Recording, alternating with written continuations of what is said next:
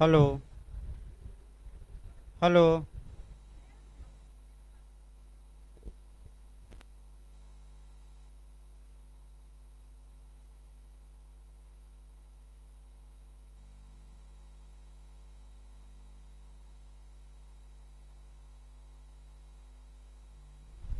Evidence में आपका 32 चल रहा था और आपका प्रयास ये किया जाए कि आपका जो 22 है आज समाप्त कर दिया जाए। जितने एंगल से क्वेश्चन पूछे जा सकते हैं वे सभी एंगल आपको बताए गए थे। फिर एक बार आवश्यक तत्वों को तोड़ लिया जाए, यानी कि आवश्यक तत्व हमने बताए थे डाइन डिक्लेरेशन यानी कि मृत्युकालिक कथन के। देखिए, आवश्यक तत्व अलग से नहीं निकाले जाते, जो बेयर एक्ट में शब्द है उसी को हमने अलग अलग किया था और उसी को आपका समझाना भी है। पहला ये है कि स्टेटमेंट दिया गया हो, कथन किया गया हो। कथन कैसे व्यक्ति द्वारा किया गया हो? जो मर गया हो, यानी कि जिसकी क्या हो गई हो, मृत्यु हो गई हो। दूसरा ये है कि कथन द्वारा उसने अपने स्वयं के, ये पिछली बार यूपीजे में आया था, स्वयं के मृत्यु के कारण के बारे में बताया हो, यानी कि उसकी मृत्यु, स्वयं के मृत्यु के कारण के बारे में बताया हो। तीसरा पॉइंट ये है कि स्वयं के मृत्यु के कारण के बारे में तो नहीं बताया, लेकिन उस संव्यवहार यानी कि ट्रांजैक्शन, संव्यवहार की परिस्थिति के बारे में बताया है, जिस कंडीशन में उसकी क्या हुई है, मृत्यु हुई है। तो ऐसे जो कथन हैं वह क्या होंगे, साक्ष्य में रेलेवेंट होंगे, यानी कि साक्ष्य में क्या किया जाएगा, प्रस्तुत किया जाएगा, चाहे कार्यवाही की प्रकृति कैसी ही क्यों न हो। यानी कि कार्यवाही की प्रकृति या नेचर में हम तोड़े थे, चाहे वह सिविल कार्यवाही हो या क्रिमिनल यानी कि आपराधिक। और एक शब्द और था कि चाहे कथन करते समय उसे मृत्यु की प्रत्याशंका हो या न हो, यानी कि मृत्यु की पूर्ण आशंका हो भी सकती है और पूर्ण आशंका नहीं भी हो सकती है। यानी कि चाहे उसे मृत्यु की पूर्ण आशंका हो या आशंका न हो, फिर भी ऐसा कथन मृत्युकालिक कथन माना जाएगा। ये बेयर एक्ट की भाषा को अलग अलग किया गया। इसी को आपका सामान्य भाषा में एसेंशियल एलिमेंट कहते हैं या मृत्युकालिक कथन के आवश्यक तत्व। तो आपका हमने अलग से नहीं बताया, फिर एक बार याद रखिए हमने बेयर एक्ट को क्या किया, अलग अलग। इसके पहले हम बता चुके हैं, मृत्युकालिक कथन की परिभाषा बता चुके हैं और एक केस का सपोर्ट दिलवाए थे। वह केस यूपीजे और एपीओ में भी आ चुका है, रास Bihari Yadav versus state of Bihar. और उसमें ये भी बताया गया कि सुसंगतता और ग्राह्यता में अंतर होता है। तो ये भी क्वेश्चन आपका आता है भाई कि किस केस में सुसंगतता और ग्राह्यता में अंतर बताया गया। तो वह केस बताया गया था रास Bihari Yadav versus state of Bihar. और मृत्युकालिक कथन को परिभाषित भी किया गया था। इसके बाद हमने जो भाई रिवीजन 1-2 मिनट करवा दिया जाए तब नए से शुरू किया जाए। इसके हमने बताया था इसके बाद कि मृत्युकालिक कथन आपका क्यों साक्ष्य में स्वीकार किए गए हैं। तो 3 विद्वानों का कोटेशन हमने बताया था और सामान्य बातों में 3 आधार बताए थे, या जूरिस्प्रूडेंशियल बेस कहिए, विधिशास्त्रीय आधार कहिए।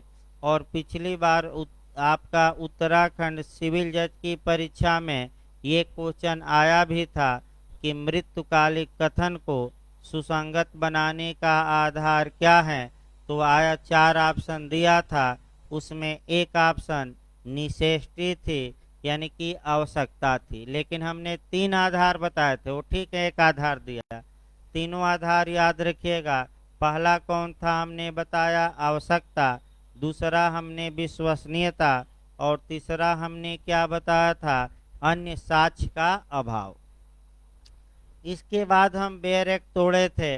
आपका कथन किया गया हो तो पहला तो ये है कि आपका, हाँ, कथन किया गया हो तो कथन कैसे किया जा सकता है बताइए। मौखिक किया जा सकता है कि नहीं, लिखित किया जा सकता है कि नहीं, और इलेक्ट्रॉनिक रूप में अंतर्विष्ट किया जा सकता है कि नहीं, और आपका संकेत या इशारों द्वारा किया जा सकता है कि नहीं। इस पर फिर आपका केस बनता है, बताया गया था क्वीन इम्प्रेस वर्सेज अब्दुल्ला। 4 जज थे, 3 जजों ने 32 में माना इशारा मौखिक कथन, लेकिन एक जज भी याद रखना है, वह अल्पमत में निर्णय दिए थे, जस्टिस महमूद, और एविडेंस की धारा 8 के तहत पीड़िता का पश्चातवर्ती आचरण माने थे इशारा को, सब्सिक्वेंट कंडक्ट माने थे। इसके बाद हमने बताया था कि जिस व्यक्ति का कथन है उसकी डेथ हो गई हो तो डेथ पर आपका ये बताया गया था कि, हाँ, मृत्यु पहले आइए भाई। मृत्यु हमने बताया था कि मृत्यु का मतलब हुआ सभी प्रकार की मृत्यु, चाहे वह हत्या हो या आपराधिक मानववध हो या दहेज हत्या हो, उपेक्षापूर्ण कार्य द्वारा हत्या हो, दुर्घटना हो या सुसाइड, जैसे बाबा ने कर लिया हमारे भाई, सबके बाबा, बाबा ने कर लिया, बस एक लाइन में कर लिया सुसाइड। तो सुसाइड के पहले बाबा ने जो लेटर लिखा, क्या वह डीडी माना जाएगा कि नहीं माना जाएगा। और 306 के तहत ऐसे व्यक्ति जो बाबा को उत्प्रेरित कर दिए कि अब आप मर जाइए, जिंदा रहकर क्या करेंगे, क्योंकि अब आपका जो लड़कियों के साथ आपका रिलेशन है वह हमारे पास वीडियो है, हम क्या कर देंगे, वायरल कर देंगे, नहीं तो चेला को सारी संपत्ति दे दीजिए। यानी कि गुरु गुड़ रह गए और चेला क्या हो गया, चीनी। और ज़्यादा चीनी के चक्कर में पड़ गया, यानी कि पैसे के, तो चला गया जेल। पर ज़्यादा पैसे के चक्कर में चेला चाह रहा था कि हम ज़्यादा पैसा पहले ही ले लें बाबा के मरने के पहले, तो बाबा खुद मर गए। लो पैसा, पैसा पैसा पैसा, सब पैसा का खेल है। और आपका चेला ऐसा है जो अंतर्राष्ट्रीय स्तर पर भी प्रसिद्ध है, और तमाम वीडियो आप देख सकते हैं। जैसे ही सर्च मारेंगे ऑस्ट्रेलिया से लेकर अमेरिका तक के वीडियो आ जाएंगे। तो भाई बता जाए भाई कौन बाबा। एक बाबा थे, अब थे अब नहीं रहे। आगे देखिए, देखिए भाई आगे आपका। तो पहला तो आपका मृत्यु में कैसी मृत्यु, फिर बैक हुई है, मृत्यु में कौन सी मृत्यु शामिल है, तो आपका सभी मार्क कराइएगा ये नहीं। लेकिन अब यहीं से इंग्लैंड में जो अंतर है अलग से मैं बताऊंगा अभी, 6 अंतर, क्योंकि मेंस में भी वो आता है। लेकिन अभी से आपका जो इंग्लैंड और भारत में मृत्युकालिक कथन में अंतर है, पहले ही पोजीशन से शुरू कर देना है। इंग्लैंड में मृत्युकालिक कथन केवल और केवल एक तो आपराधिक मामलों में सुसंगत होता है, सिविल में नहीं। लेकिन भारत में आपका स्पष्ट लिखा गया है बेयर एक्ट, चाहे कार्यवाही की प्रकृति या नेचर कैसा ही क्यों न रहे, यानी कि भारत में मृत्युकालिक कथन सिविल मामलों में भी रेलेवेंट होगा, और किस में, क्रिमिनल।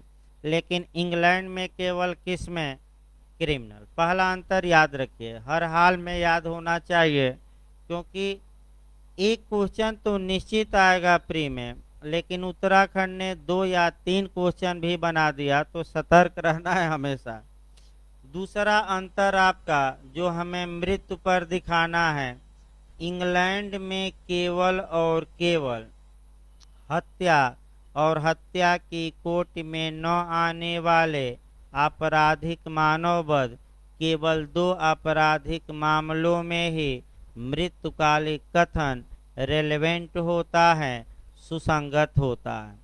लेकिन भारत में अभी हमने बताया आत्महत्या, दहेज हत्या, उपेक्षापूर्ण मृत्यु, दुर्घटना, हत्या, हत्या की श्रेणी में न आने वाले आपराधिक मानववध इत्यादि में आपका सब में रेलेवेंट होगा, यानी कि ऐसा कथन सब में क्या होगा, सुसंगत। तो अब मृत्यु पर आ जाइए।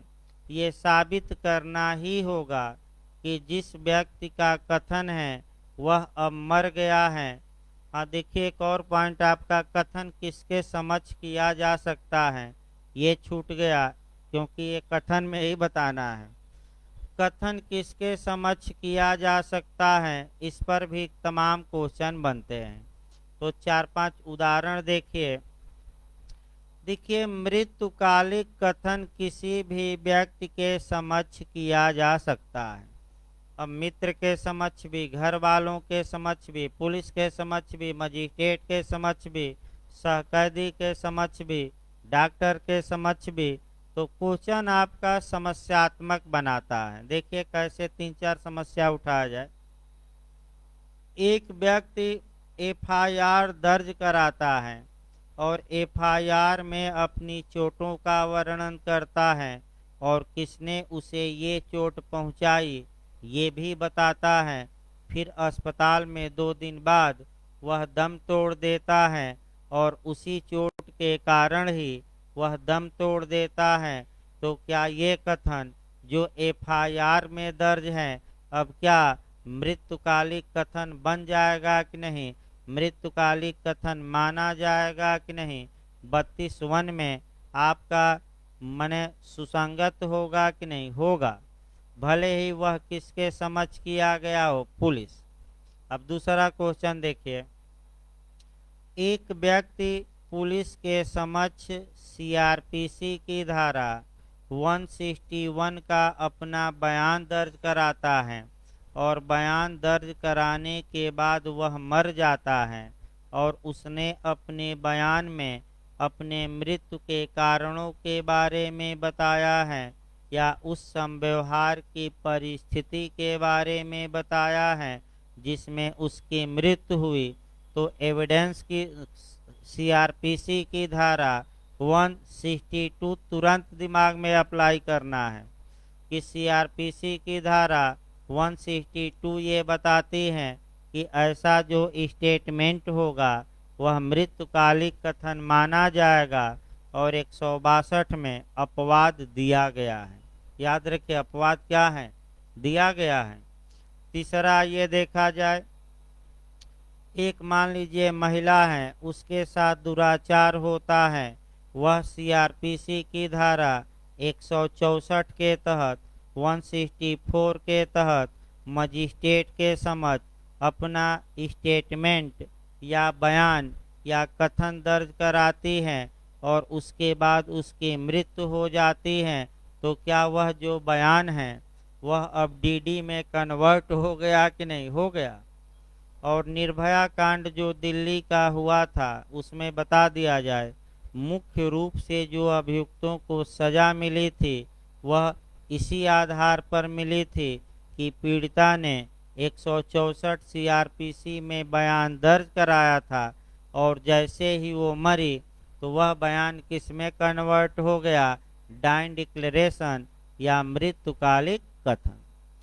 इसके बाद आपका 3 बता, हाँ ये पूछा जा सकता है कि सबसे ज़्यादा बल किसका होता है, पुलिस द्वारा लिखे गए मृत्युकालिक कथन का कि मजिस्ट्रेट द्वारा कि आम जनता द्वारा कि परिवार के लोगों द्वारा?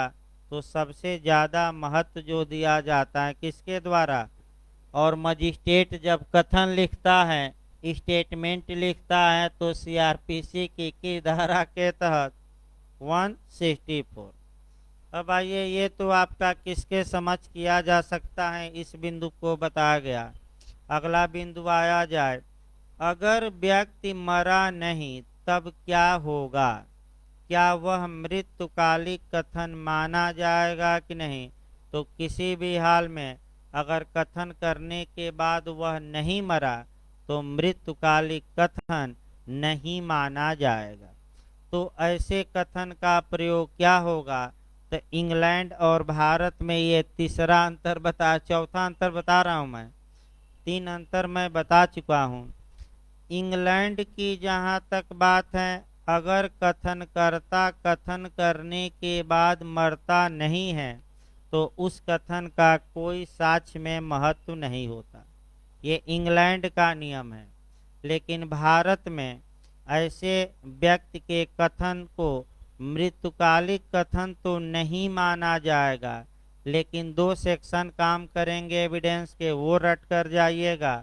ऐसे अगर वह व्यक्ति न्यायालय में गवाह के रूप में पेश होता है तो उसका कथन एविडेंस की धारा 145 के तहत खंडन के लिए, यानी कि आपका कंट्राडिक्शन के लिए, विरोध के लिए, या एविडेंस की धारा 157 के तहत कार्बोरेशन या संपुष्टि के लिए या समर्थन के लिए प्रयोग किया जा सकता है। बहुत पूछा जाता है, दो सेक्शन रटे रहिए। अब आइए दो सेक्शन और बताया गया था 104 और 136 पर गौर करना है। जिस व्यक्ति का जो पक्षकार मृत्युकालिक कथन पेश करना चाहता है, इसके पहले उसे न्यायालय में साबित करना होगा कि जिस व्यक्ति का स्टेटमेंट है उसकी मृत्यु हो गई है, यानी कि वह व्यक्ति अब क्या हो गया है? मर गया है। तो एविडेंस की धारा याद रखना है 104, यानी कि 104। लेकिन न्यायालय इस नियम को शिथिल कर सकता है, छूट नहीं देगा, थोड़ा बहुत शिथिल कर सकता है। 136 धारा के तहत, 136 के तहत मृत्युकालिक कथन को पहले स्वीकार कर ले और मृत्यु साबित करना कह दे आप बाद में करिए, लेकिन छूट नहीं दी जाएगी। भले बाद में न्यायालय कहे, हर हाल में ये साबित करना ही होगा कि जिस व्यक्ति का कथन है वह अब क्या हो गया है? मर गया है। पहले न साबित करके छूट थोड़ा शिथिल नियम किया जा सकता है, और कब साबित करना पड़ेगा? बाद में। इतना आपका बता गया था। केस भी आपका भाई याद रखना।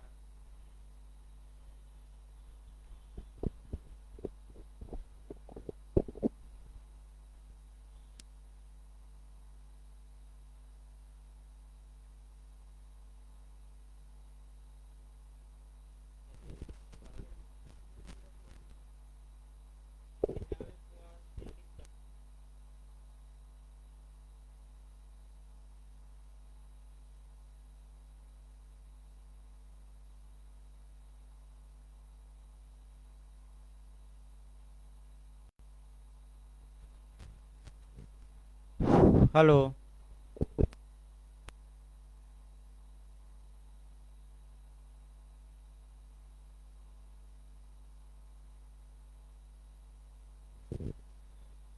हेलो। हेलो। हेलो। हेलो। देखिए आपका ये इतना बताया गया था, अब आगे बढ़ा जाए कह करके। दूसरा जो यूपीजे में क्वेश्चन आया था पिछली बार, वह कथन किया हो और कथन करता मर गया हो, और ऐसे कथन द्वारा वह अपने स्वयं के या सेल्फ के या अपने मृत्यु के कारण के बारे में बताया हो। अब यहाँ जो प्री में क्वेश्चन आता है कि मृत्युकालिक कथन कब सुसंगत होगा? जब वह जो मृतक हैं वह अपने मृत्यु के कारण के बारे में बताया हो, अन्य व्यक्तियों के मृत्यु के कारण के बारे में बताया हो, दोनों इनमें से कोई नहीं। तो पॉइंट स्पष्ट बेयर एक्ट लिखता है कि किसके मृत्यु के कारण के बारे में बताया हो? स्वयं की या अपनी। अगर वह दूसरे के मृत्यु के कारण के बारे में बताता है तब वह कथन मृत्युकालिक कथन के रूप में सुसंगत नहीं होगा। करेंट मुद्दा बाबा है। बाबा ने अपनी मृत्यु के कारणों का क्या किया है, लेटर में उल्लेख किया है। अतः आपका मर भी गए तो एक आपका ये जो कथन होगा 32 के तहत रेलेवेंट होगा, मृत्युकालिक कथन माना जाएगा, इसमें कोई शक नहीं भाई। अगला देखिए आपका, अब अगर वह कथन मृत्यु के कारण से संबंधित नहीं है तो वह रेलेवेंट नहीं होगा। और यहाँ आपका बिहार जे में एक इंटरव्यू में क्वेश्चन बना है। एक स्त्री है, दुराचार उसके साथ होता है।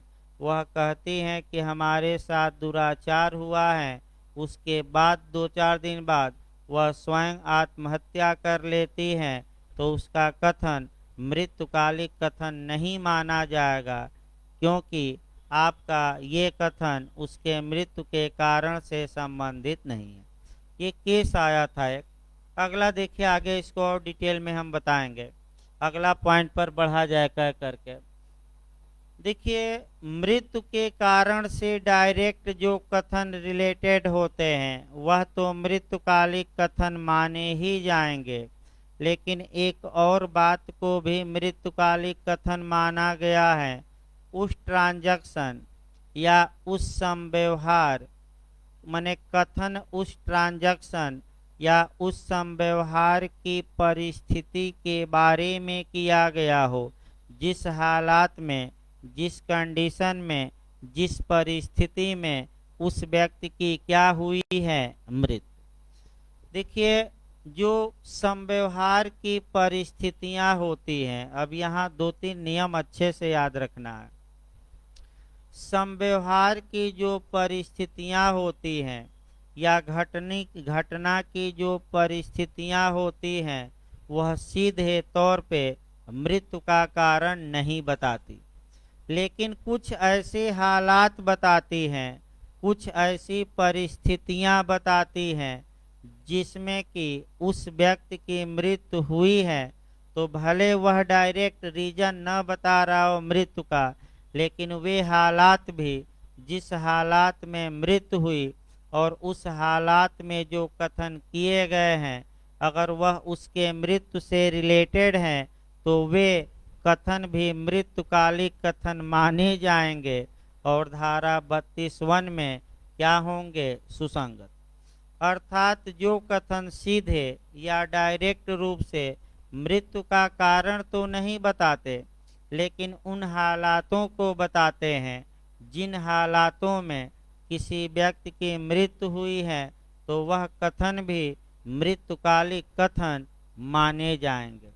भले कथन करते समय व्यक्ति को चोट लगी हो न लगी हो, या भले कथन करते समय उसे जरा भी आशंका न हो कि ये कथन करने के बाद मैं मर जाऊंगा, इससे कोई फर्क नहीं पड़ता।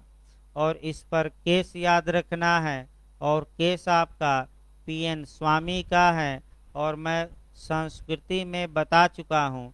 इस विषय पर केस लिखना पड़ेगा, कौन सा, पाकला नारायण स्वामी वर्सेज इम्परर। देखिए क्या हुआ था, फिर मैं बता रहा हूँ दोबारा। एक बार कन्फेशन की परिभाषा में मैं बता चुका हूँ। पाकला नारायण स्वामी वर्सेज इम्परर का जो केस है ये 1939 का है। जस्टिस याद रखिएगा, पूछा गया है लॉर्ड एटकिन। भाई याद रखिए कौन जज थे, लॉर्ड एटकिन। अब देखिए आपका क्वेश्चन का मॉडल देखिए भाई, संस्वीकृति की परिभाषा किस केस में दी गई, तो आपका जवाब रहेगा पाकला नारायण स्वामी, या शॉर्टकट में पीएन स्वामी वर्सेज इम्परर। किस जज ने दी, तो दूसरा क्या मार कराएंगे, लॉर्ड एटकिन। रटिए। तीसरा एंगल देखा जाए, पाकला नारायण स्वामी का केस किससे रिलेटेड है, यही गलती होगी। संस्वीकृति बिल्कुल न मारिएगा, किसमें बताया जा रहा है, 32(1) में, यानी कि डीडी में या डाइन डिक्लेरेशन में।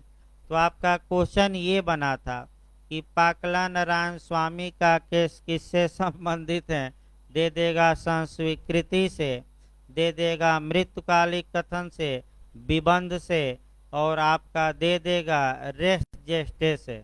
तो आप क्या मार कर आएंगे, आपका डीडी या डाइंग डिक्लेरेशन। देखिए क्या हुआ था, फिर एक बार बताया जाए, और संव्यवहार की परिस्थिति बताया जाएगा, और तुरंत भारत और इंग्लैंड में एक अंतर और निकालना है। देखिए इसमें आपका जो कुरी नकराजू था उसकी हत्या हुई थी। अब एमपी में पूछा जाता है कि कुरी नकराजू कौन था, तो कुरी नकराजू पीथमपुर के दीवान माने आपका पाकला कौन था, तो पाकला कौन था पूछा जाता है, तो यह पीथमपुर के, पूरा वाक्य याद रखिएगा, पीथमपुर के दीवान के चपरासी कुर्री नकराजू का दामाद था। सुने कि नहीं दामाद, भाई दामाद मतलब कि कुर्री नकराजू की पुत्री का विवाह पाकला से हुआ था। तो सुने होंगे गांव में कहा जाता है, शहर में तो थोड़ा कम रिस्पेक्ट दिया जाता है, गांव में कहा जाता है कि दामाद जी आ गए। भाई बहुत आपका, जैसे छोटे छोटे बच्चे अपना बोलते हैं ना, मौसा जी आ गए, मौसा जी आ गए, एक नंबर वाले आ गए अब एक नंबर वाले आ गए, इनकी खातिरदारी ज्यादा की जाए, तो उसी प्रकार दामाद जी आ गए, 2-4 साल पर आए हैं, अगर खातिरदारी में जरा भी कमी रह गई तो फिर आपका ससुराल का मुख नहीं देखेंगे। अतः ऐसी दशा में इनकी खातिरदारी क्या किया जाए, ज्यादा। तो भाई अब खातिरदारी होती है, उसमें सभी लोगों के घर में होती है, कोई इसमें, अब आके देखिए। तो कुरी नकराजू कौन था, अब तो याद हो जाए, पीथमपुर के दीवान के, नहीं पाकला कौन था, तो पाकला जो था पीथमपुर के दीवान के चपरासी कुर्री नकराजू का दामाद था। यही मार कर आइएगा। यानी कि पाकला का विवाह कुर्री नकराजू की पुत्री से हुआ था। पाकला उधार पैसा लिया था और इसी उधारी के चक्कर में पाकला की पत्नी ने, यानी कि कुर्री नकराजू की बिटिया ने पिता को पत्र लिखा कि पिताजी आइए और आकर मिल भी लीजिए और अपना उधार पैसा क्या करिए, ले जाइए। आपका कुर्री नकराजू घर से निकला, लेकिन आपका मिला नहीं, मिला नहीं, और 2 दिन बाद 8 टुकड़ों में एक 3rd क्लास के रेलवे डिब्बे में, एक ट्रंक यानी कि आपका बक्से में उसकी लाश पाई गई। अब पुलिस छानबीन शुरू की, और छानबीन जब शुरू की तो तमाम साक्ष्य मिले कि हाँ पाकला ने ही ये बक्सा खरीदा। 2 लोगों को बुलाया और पाकला उठवाकर इक्का पर लदवाया, फिर स्टेशन पर उतरा तो कुली बुलाया और कुली बुलाकर उस बोगी में रखवाया। ये सब परिस्थितियां साबित की गई, कोई घटना देखा नहीं था। जब कुर्री नकराजू अपनी पत्नी से ये कहा कि देखो ये लेटर आया है दामाद जी के यहाँ से, और मैं जा रहा हूँ और पैसा भी लाऊंगा और मिल भी लूंगा, ये जो स्टेटमेंट था, जब कुर्री नकराजू ने अपनी पत्नी से कहा था, तो क्या उसे जरा भी मृत्यु का भय था? नहीं।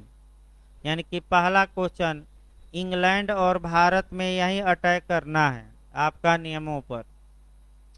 इंग्लैंड में यह आवश्यक है कि जो व्यक्ति मृत्युकालिक कथन कर रहा है उसे आशंका ही नहीं, पूर्ण आशंका हो, प्रत्याशंका हो कि कथन करने के बाद अब उसकी मृत्यु हो जाएगी। लेकिन भारत में आपका आशंका हो या आशंका न हो, मृत्युकालिक कथन सुसंगत होते हैं। और सबसे अच्छा उदाहरण पीएन स्वामी का वाद है, जो अपनी पत्नी से वह कहा कि मैं जा रहा हूँ पैसा लेने, लेटर आया है। ये जो कथन है और लेटर दिखाना, ये मृत्यु का सीधा कारण नहीं बताता। लेकिन उस हालात को, उस कंडीशन को, उस परिस्थिति को अवश्य बताता है जिस हालात में किसकी मृत्यु हुई, पूरी नकराजू की, तो इसे भी मृत्युकालिक कथन माना गया। अब इंग्लैंड में फिर एक केस आता है, उसको कोरिलेट किया जाए भाई, आपका इसी पर कोरिलेट करके पढ़ना है और आपका मृत्यु की प्रत्याशंका पर। लेकिन एक अंतर तो याद रखिए कि भारत में मृत्युकालिक कथन करते समय मृत्यु की आशंका होना आवश्यक नहीं है, जबकि इंग्लैंड में मृत्यु की पूर्ण आशंका होना आवश्यक है। एक और अंतर यहाँ जान लीजिए। अब बताइए, कुरी नकराजू जब ये कथन किया था अपनी पत्नी से, घटना के पूर्व किया था कि घटना के बाद? घटना के पूर्व। तो तुरंत अंतर एक और निकाल लीजिए। भारत में जो कथन है वह घटना के पूर्व भी किया जा सकता है और घटना के बाद, लेकिन हर हाल में मरने के पूर्व। लेकिन इंग्लैंड में जब भी कथन किया जाएगा घटना के बाद किया जाएगा। अगर घटना के पूर्व किया जाता है तो वह कथन किसी भी हाल में साक्ष्य में सुसंगत नहीं होगा। ये इंग्लैंड का नियम है। अब जो हमने बताया मृत्यु की प्रत्याशंका पर आइए। भारत में यह आवश्यक नहीं है कि कथनकर्ता को कथन, अब इसको बता भी दिया जाए, भारत में ये आवश्यक नहीं है कि जब व्यक्ति कथन मृत्युकालिक कथन कर रहा है उसे मृत्यु की पूर्ण आशंका हो। ये हो भी सकती है आशंका और नहीं भी। और कथन घटना के पहले भी किया जा सकता है, यानी कि चोट पहुंचने के पहले भी। और कथन तब भी किया जा सकता है जब जरा भी मन में भय न हो कि अब हमारी क्या हो जाएगी, मृत्यु। ये भारत का नियम है। अब इंग्लैंड का नियम केस सहित याद रखिएगा। देखिए, इंग्लैंड का नियम जो केस सहित पढ़ना है, ये केस शुद्ध रूप से एविडेंस की धारा 6 पर आधारित है। आपका रेस जेस्टे या एक ही संव्यवहार का भाग या तथ्य एवं कार्य का सिद्धांत जो यूपी में दिया था, एक ही है। रेस जेस्टे आए, एक ही संव्यवहार का भाग आए, तथ्य एवं कार्य का सिद्धांत आए, तो कौन सेक्शन मार्क कराना है? 6। देखिए आपका हुआ क्या था, केस हम बता दें। R versus wedding field, R versus wedding field का केस है। और इसमें जो जज महोदय थे काकबर्न, इसमें हुआ क्या था, वेडिंग फील्ड पर यह आरोप था कि उसने अपनी पत्नी का गला मने काट कर हत्या की है। उसने गला काटा कमरे में। उसकी पत्नी भागते हुए आंगन में आई। आंगन में उसकी चाची थी और अपने चाची से कही कि ओ मेरी डियर आंटी, यानी कि ओ मेरी प्यारी चाची, देखो वेडिंग फील्ड ने मेरी क्या हालत कर दी है। उसके बाद उस औरत की मृत्यु हो गई। और अब आपका आया कि क्या ये कथन डीडी माना जाए कि नहीं। तो जस्टिस काकबर्न ने कहा कि जब वह स्त्री कथन कर रही थी अपने चाची से, तो उसे पूर्ण विश्वास नहीं था कि कथन करने के बाद वह मर जाएगी। अतः इस कथन को डाइन डिक्लेरेशन नहीं माना जाएगा। लेकिन भारत में माना जाएगा। ये कहाँ का नियम बताया गया? इंग्लैंड का। ये याद रखिए। अब आइए, यानी कि इसका मतलब ये हुआ कि आपका संव्यवहार हमने बताया क्या होता है, हालात। इसके बाद ऐसे कथन सुसंगत होते हैं, रेलेवेंट होते हैं, चाहे कार्यवाही की प्रकृति कैसी भी क्यों न रही हो।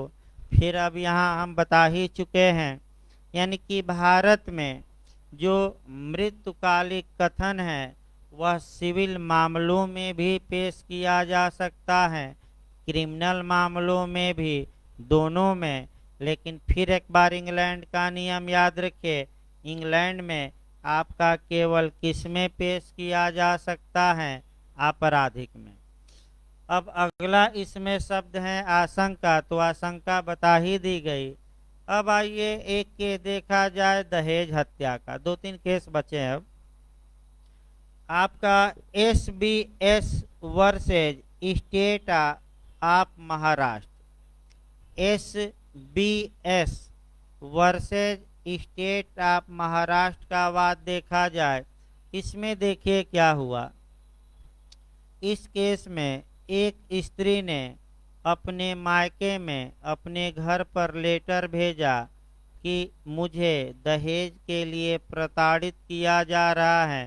तत्पश्चात 2-4 दिन बाद उसकी मृत्यु हो गई। या तो फोन से कहा हो, या लेटर भेजा हो, या मैसेज किया हो, कुछ भी हो सकता है, या ईमेल कर दिया। अब ये समस्या है कि क्या उस स्त्री द्वारा जो कथन किया गया, क्या वह मृत्युकालिक कथन माना जाएगा कि नहीं माना जाएगा, और इसमें आपका बचना मुश्किल रहता है। इसके बाद आइए पंचशील का सिद्धांत देखा जाए। आपका प्री में भी पूछा गया है और आपका मेंस में भी ये लिखना है। देखिए भाई, आपका जो क्वेश्चन बना है वह ये बना है कि मृत्युकालिक कथन के बारे में आपका पंचशील का सिद्धांत किस केस में प्रतिपादित किया गया। इसको भले अलग से लिख लीजिए। पंचशील मतलब कि 5 स्वर्णिम नियम या 5 गोल्डन रूल बताया गया। 5 स्वर्णिम नियम, या ये नोट्स में नहीं भाई लिख लीजिए। आपका जिन लोग को, जो लोग भाई नोट्स लिए हैं, नोट्स में ये नहीं है, अलग से थोड़ा ऐड कर लीजिए। 5 गोल्डन रूल, इंग्लिश में भी लिख लीजिएगा। 5 गोल्डन रूल या 5 स्वर्णिम नियम, 5 स्वर्णिम नियम या 5 सुनहरा नियम या पंचशील का सिद्धांत, यही क्वेश्चन आता है। या पंचशील, पंचशील पूछा गया है, तो आपका जवाब रहेगा Sharda Virdhi Chandra Sharda versus state of Maharashtra. Sharda Virdhi Chandra Sharda case लिख लीजिए, वर्सेज स्टेट ऑफ महाराष्ट्र। ये केस आपका यूपी में आ चुका है, और ये गलत न हो भाई रिपीट करे पंचशील का सिद्धांत। देखिए आगे इसके बढ़ा जाए। आपका अब जो हमें बताना है, आपका 2 एंगल और चलना है। पहला इंग्लैंड और भारत में अंतर, फिर से हम बता रहे हैं अलग से भी। और दूसरा मृत्युकालिक कथन का एविडेंशियल वैल्यू, यानी कि साक्ष्य में महत्व। तो साक्ष्य में महत्व के लिए 2 से 3 केस कम से कम लिखेंगे। लेकिन पहले एक बार और भारत और इंग्लैंड में अंतर भी मेंस में पूछा जाता है, तो अब तो 5-6 अंतर आपको याद हो जाना चाहिए, इतनी बार बताया गया। तो आप देखिए एक एक अंतर को फिर हम उठा रहे हैं, एक एक अंतर को फिर हम बता रहे हैं 5 मिनट में इसको निपटा के तब, क्योंकि 32 भाई आज समाप्त कर देना है। आपका इधर इंग्लैंड का नियम हम बता रहे हैं और मृत्युकालिक कथन के बारे में इधर भारत का नियम। तो पहला आप बताइए, एक एक अंतर हम आपका बताए भी हैं। इंग्लैंड में मृत्युकालिक कथन सिविल मामलों में सुसंगत होगा कि क्रिमिनल मामलों में, कि दोनों मामलों में? पहला अंतर तो यही निकालिए। तो इंग्लैंड में आपका केवल और केवल आपराधिक मामलों में या क्रिमिनल मामलों में ही मृत्युकालिक कथन रेलेवेंट होता है। तो भारत में बताइए, अभी तो बताया गया, भारत में किस मामले में? आपराधिक की, सिविल की, दोनों? दोनों। बस भाई भारत में किस मामले में, सिविल की आपराधिक की, दोनों दोनों। अब दूसरा अंतर देखिए भाई, कई अंतर बताया जा चुका है, दूसरा देखिए। इंग्लैंड में सभी आपराधिक मामलों में ये कथन सुसंगत नहीं होता, केवल दो मामले में होता है, और वह मामला कौन कौन सा है? तो पहला मर्डर या हत्या, और दूसरा हत्या की श्रेणी में या कोर्ट में न आने वाला आपराधिक मानववध। ये इंग्लैंड का नियम है। तो भारत में अभी बताया गया, भारत में आपराधिक मामलों में किन आपराधिक मामलों में ये कथन सुसंगत होगा? केवल हत्या की आपराधिक मानववध की, सभी सभी। हम क्या बताए थे? सभी। तीसरा अंतर आइए, इंग्लैंड में मृत्युकालिक कथन करते समय कथनकर्ता को पूर्ण प्रत्याशंका हो, यानी कि पूर्ण आशंका हो कि कथन करने के बाद उसकी क्या हो जाएगी? मृत्यु। अब भारत में अभी बताया गया, आप लोग बताइए, भारत में आशंका होना आवश्यक है कि आवश्यक नहीं है? तो आवश्यक नहीं है। मृत्यु की प्रत्याशंका हो भी सकती है और नहीं भी। अगला अंतर आइए, इंग्लैंड में कथन सदैव घटना के बाद ही किया जाना चाहिए, यानी कि जब पीड़ित को चोट पहुंचा दी गई उसके बाद का ही कथन होना चाहिए। अब भारत में बताइए, घटना के पूर्व कथन किया जाता है कि बाद में, कि दोनों? तो क्या मार कराएंगे? दोनों। और किस केस में हमने अभी बताया कि भले घटना के पहले कथन किया कि मैं लेटर आया है, मैं पैसा लेने जा रहा हूं, तो आपका पीएन स्वामी। अगला अंतर देखिए, जहां तक इंग्लैंड की बात है, अगर कथन करने वाला कथन के बाद नहीं मरता तो उस कथन का कोई महत्व नहीं होता। लेकिन भारत में अगर कथन करने के बाद कथनकर्ता जिंदा बच जाता है तो उस कथन का महत्व है, मृत्युकालिक कथन तो नहीं माना जाएगा। लेकिन कहाँ से गवर्न करवाएंगे? अभी बताया गया, दो सेक्शन एविडेंस के कौन कौन बताया गया था। 145 में किसके लिए? खंडन की संपुष्टि, और 157 में संपुष्टि। तो दो धारा और याद कर लीजिए। अब आइए आप लोग बताइए, किसका नियम कठोर है और किसका उदार है? इंग्लैंड का नियम कठोर और भारत का क्या? उदार। आपका इस प्रकार आपका जो 5-6 अंतर इंग्लैंड और भारत में था, ये प्रयास ये करिए कि भाई पढ़ाते समय कुछ याद कर लीजिए, ताकि घर पर अन्य सब्जेक्ट भी पढ़ें। 2-2 बार पढ़ाया जा रहा है, और लोग इसीलिए एग्जाम के समय भाई रिवीजन करने आते हैं कि पढ़ाते समय जो याद हो जाएगा वो जैसे भूत नाचता रहता है ना दिमाग में, वैसे ही जाकर देखिएगा। जब आप परीक्षा में बैठेंगे तो यही लेक्चर आपके दिमाग में नाचेगा, वो पोथी पत्रा ज़्यादा काम नहीं करेगा। और तमाम लोग आकर कहते हैं कि जो आप लेक्चर देते हैं उसी में दम रहता है, और वहीं एग्जाम में क्या रहता है दिमाग में। और जो उदाहरण देते हैं गुरु चेले का, तो आ ही गया था बिहार में भाई, मैंने खूब उदाहरण दिया गया था 10 बार गुरु चेला, और पूछ ही लिया था डायरेक्ट कि गुरु चेला का रिलेशन कॉन्ट्रैक्ट की किस धारा में आएगा? तो 16 में। असम्यक असर, यही डायरेक्ट बिहार जे में पूछा।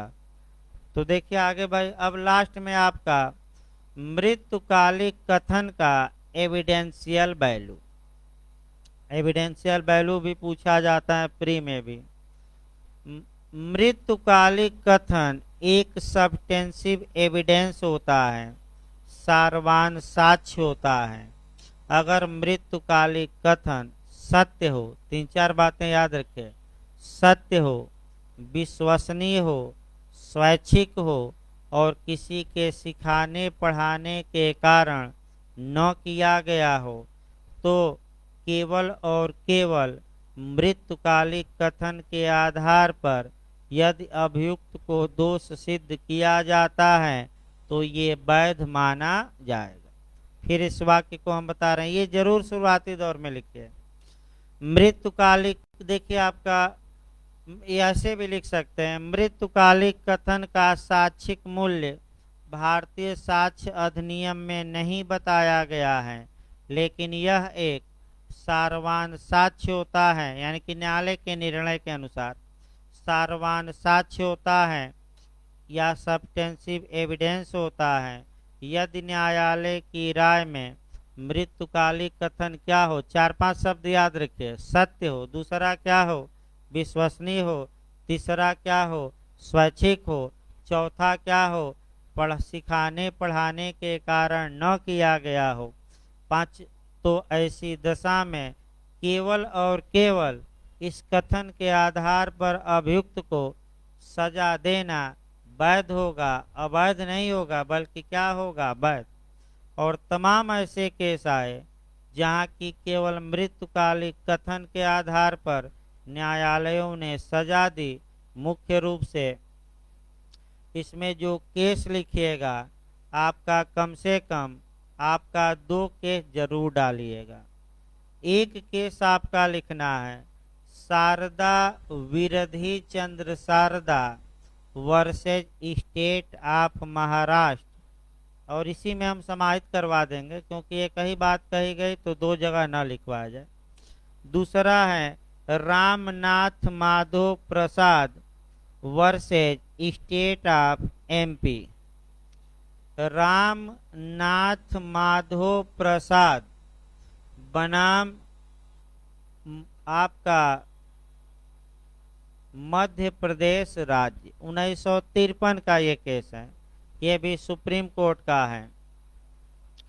दोनों वादों में उच्चतम न्यायालय ने मृत्युकालिक कथन के संबंध में कुछ सिद्धांत प्रतिपादित किए और आपका 5 सिद्धांत प्रतिपादित किया गया, और वहीं 5 को मेंस के लिए क्या करना है, याद रखना है। प्री के लिए तो जितना बता दिया गया अब तक हो जाएगा, लेकिन मेंस के लिए 5 सिद्धांतों को याद रखना है।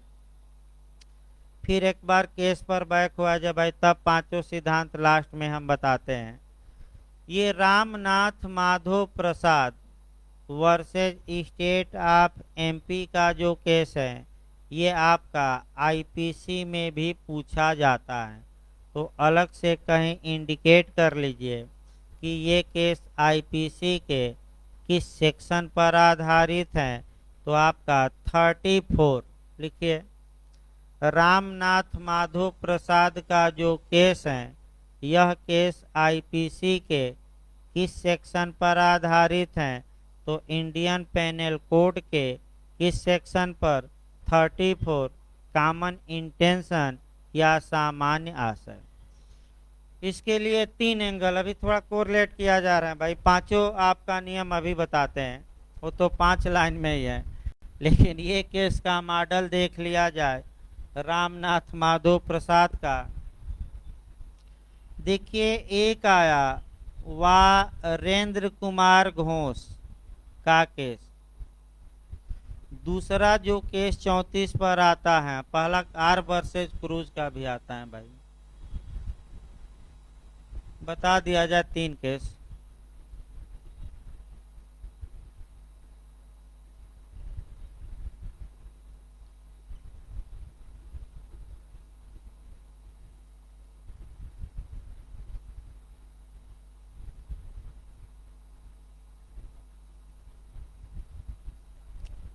जज का नाम पूछा जाता है वारेंद्र कुमार घोष में भी हम बता रहे हैं, पहले लिख लें।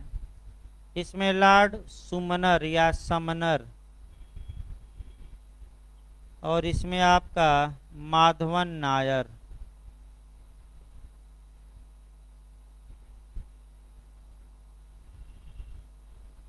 देखिए आपका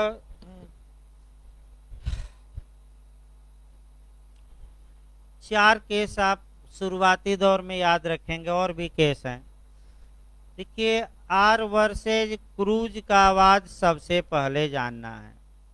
ये सेक्शन 34 पर है और इस बार पूछा भी गया था।